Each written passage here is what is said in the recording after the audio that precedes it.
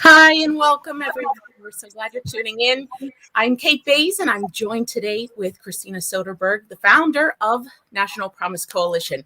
And for some of you, you may not know exactly what that organization is. So we wanted to talk about the importance of this organization, how you can be an advocate, how this was built. So let's start there. Let's start from the ground up, so to speak. And Christina, thank you for being here. Tell us how this came to be.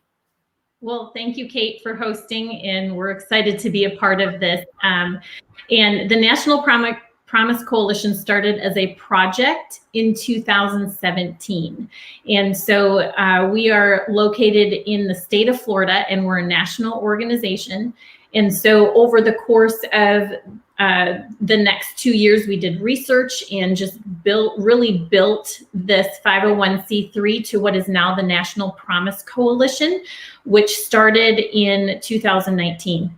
And so with that, what do? So our mission is to successfully help domestic violence survivor families achieve safety, permanent independence, and live free from abuse.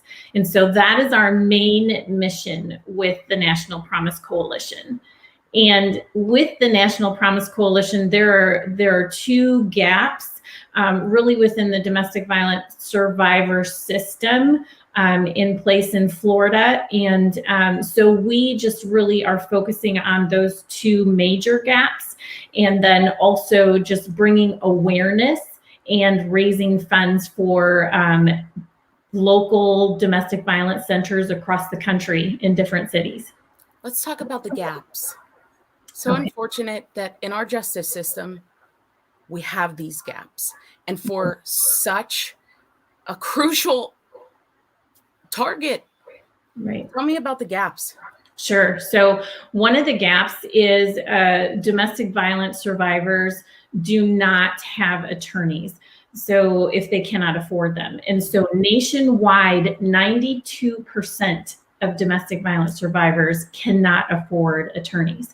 And so one of the things that Florida has done a great job of, and other states across the country, is providing an attorney for protective orders. So those that come through the domestic violence centers, they will get an attorney for protective orders. But what happens once that protective order is finished? What happens if it doesn't go through? Right. Everything gets funneled through family court.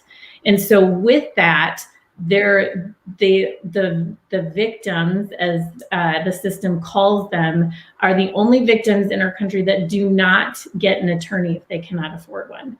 And so we are working to create a workable program for attorneys in the state of Florida to be able to provide those services to survivors and their families. And so with that, this bill, this 1927 CAPTA Act that we'll refer to in a little bit, is an integral part of that specific gap. Okay. You mentioned two gaps. Yes. So the other gap is a children's database. Mm-hmm. So currently, the statistics are staggering for children who experience or walk through abuse and neglect. And, approximately 7.9 million children have been abused each year. And those have been filed each year. So for every one child abused, there are 2 cases that aren't reported. And so, throughout the year, you have 7.9 million child abuse cases. Out of those, only 3.4 million children receive help. And so those statistics alone are staggering. And, we have a rising crisis in communities across our country, socioeconomic, ethnic, cultural, and educational backgrounds don't matter. This is just about children across the board. But what happens when there are unfounded or founded cases of children with abuse? If they're moved from state to state or county to county, there's no database. There's no tracking system for law enforcement, court officials, child protective services to see, are there different cases in different counties or states. And so that is staggering in and of itself. So we need that interstate data exchange for child abuse and neglect for children. This cannot be understated enough with that. Just, unregulated custody transfers, disorganization of incomplete documentation of domestic abuse and neglect. These are children, and just, it's a dangerous protocol to keep in place. And so we are advocating for this children's database and have, done research on it for the last 3 years. And the 1927 CAPTA Act actually includes this to be a part of our national system. Right. So you're taking this up the ranks. You have made it your mission. Tell us about that. Tell us about that process and what that's been like for you and where it stands now. This is so important, what you're doing. So we're just coming along and advocating for this bill, the 1927 CAPTA Act. And so I'm referring to CAPTA, which is Child Abuse Prevention and Treatment Reauthorization Act. So this was something that was brought to the House at the federal level in January. It was voted on in March of this year and passed, and it is now currently in the Senate. And the HELP Committee is the sponsor of this bill, the sponsors of this bill. And so with that, this bill is integral in including both attorneys for children who've walked through abuse and domestic violence survivor families that have walked through abuse, but then also the children's database. But not only that, it ensures critical resources are being utilized for communities across our country for child and family well-being. And so this is just, it's a bipartisan bill, and it is all for children and just for the well-being of families, and making sure that those resources are coming to organizations and domestic violence centers who are helping families. Speaking of helping families, what is your organization doing to help these people? What projects are you working on? What's underway? Tell us a little bit about some of those things. Sure. So the National Promise Coalition, we do advocate, but that's a very small part of what we do. So what we provide are resources to survivors who are just looking for help. So we are kind of that hub where someone reaches out to us, and then we funnel them to certified domestic violence centers. There are great certified domestic violence centers really in most every city. They're just not known, and so just in some areas. And so we do that. We also do what's called the City Unites project. Right. And we started that this last year, believe it or not. Regardless of COVID, we still did it. So because we were virtual, and it was very successful. And we have another one coming up in November, and then more cities in 2022. But what it is we go into a city, and at this point we're going into larger cities, and we bring local businesses together. And we also bring nonprofits together for one cause. Well, what is that cause? We want to bring awareness that there are needs with domestic violence centers in their community right there. We want to bring awareness for the two major gaps for survivor families, so children who have been abused and survivors themselves from domestic violence. And then also just bringing in funds that go directly to those centers, those local centers. So our goal is to really just give them additional resources and equip them to be able to, support their survivors in the court system when they can't afford attorneys. Okay. So you have an audience now. We've got the website crawling on the bottom. Yes. We want people to advocate. We want people to help. We want support. So let people know, what is the best way that we can help? Well, there are a couple of different ways. So the best way that you can help for the 1927 CAPTA Act is to you can go to our website. We'll have the information on there. It takes 5 minutes, but really go to senate.gov and you just choose the state that you live in and the region that you live in, and then you click on the senator that represents your region, and then you send them a quick email and you say, please co-sponsor and support this bipartisan bill on the 1927 CAPTA Act. It's an integral part of what we need to be doing, and it's a pivotal time in our country to be able to support those who do not have a voice, and in a way that that provides immediate action in some ways, and then also much needed resources for children and domestic violence survivors. We did add that information in the description so that they can just click that link, copy and paste that directly to your senator. Simple, advocate, done. Couple clicks and you're all set. Yes. So that's the first thing. The second thing is spread the word.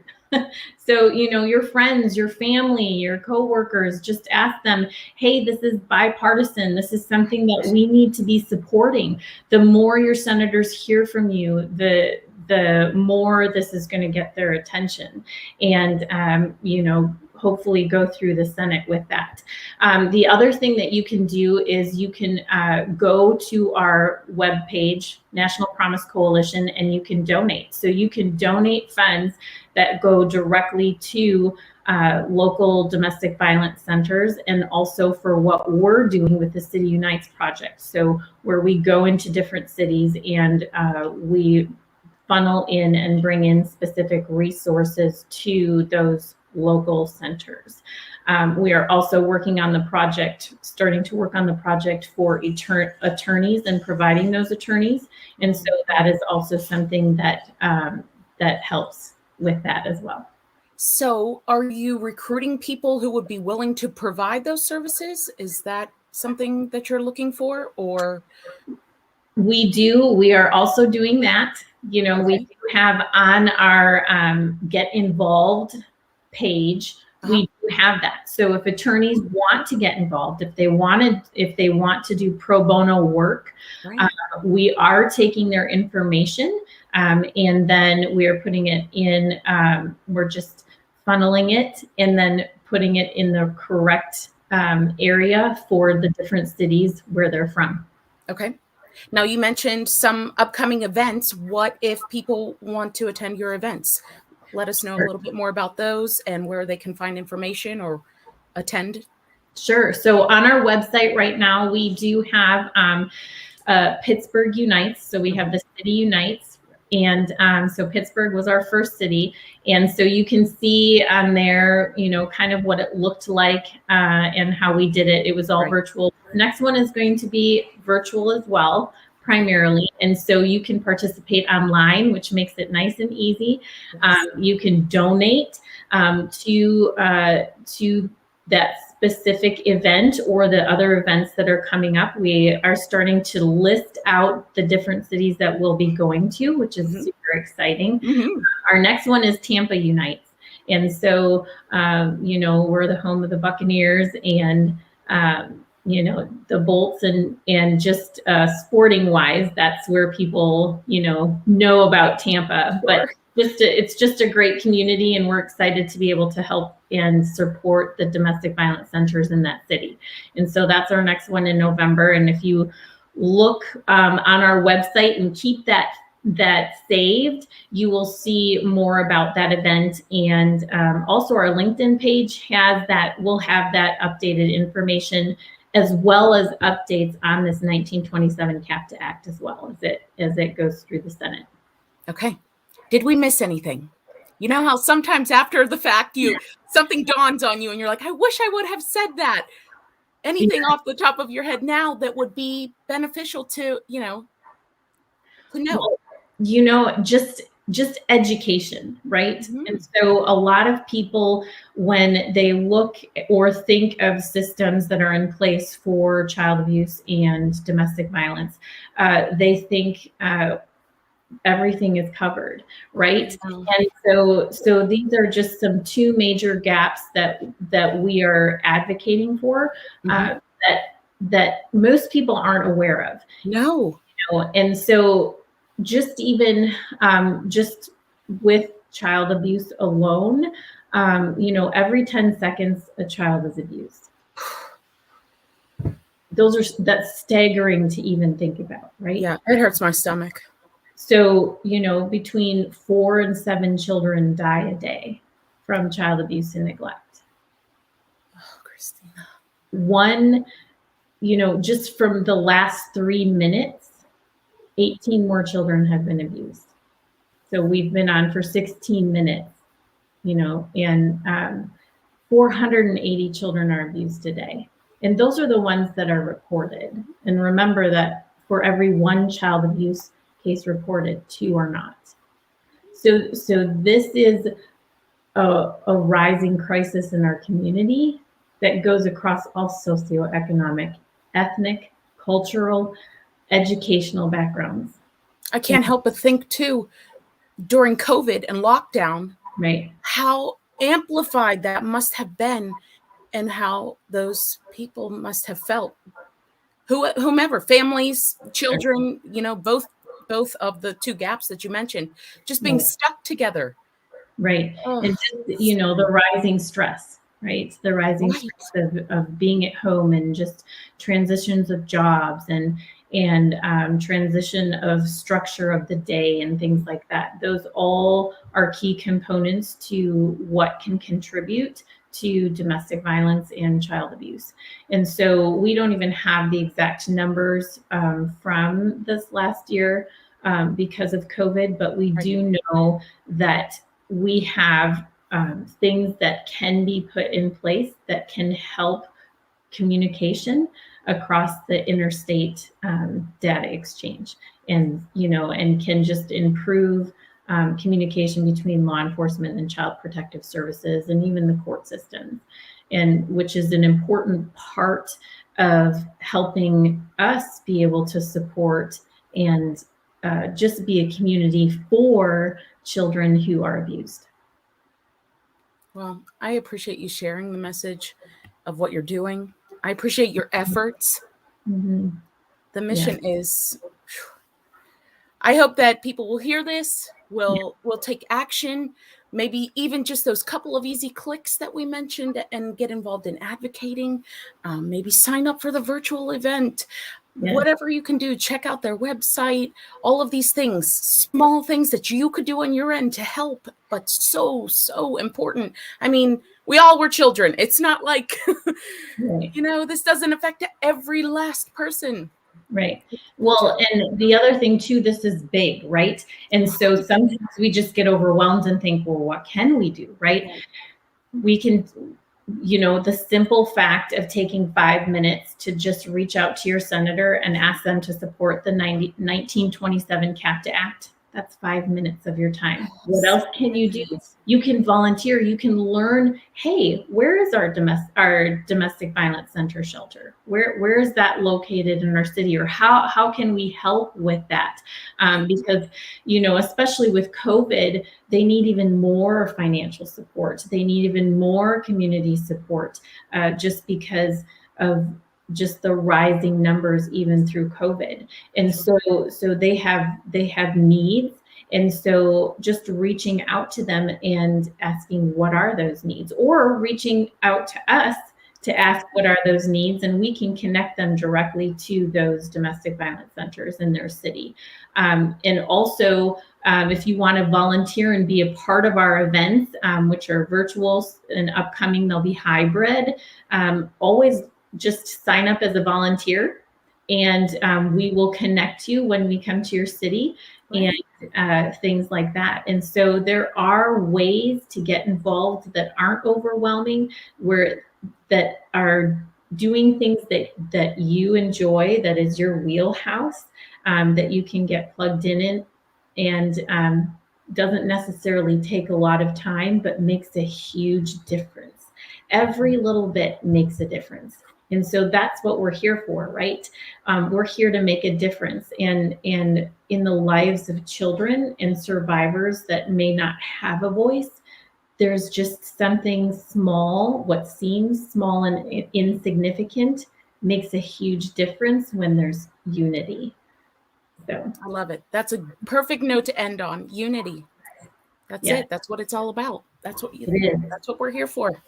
It is. We're here for unity, and just that's one thing. Just even with the City Unites that we're doing, the project that we're doing, it's amazing to see the local businesses and nonprofits all come together for one cause, the unity to support their local domestic violence shelters.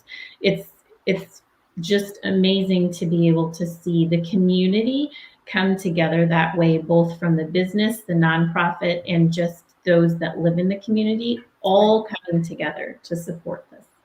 It's very inspiring. Just small things that we can do to show that we, that we care and to make a difference. Yes. Little things. Okay. Yes. Well, I want to thank you so much. It's so important, that we have these conversations, that we help each other. Just being here today, helping get the word out. And that's really what I'm aiming to do by doing these, having these chats with folks, getting the word out about these different organizations, what people are doing, and sharing that information so that what you didn't know now could be, something that you're wanting to get involved in and help out with. Right. So great. All right. Well, thank you and have a wonderful rest of your day. All right. Thank you, Kate. I appreciate it. Christina. All right. Bye now. Bye.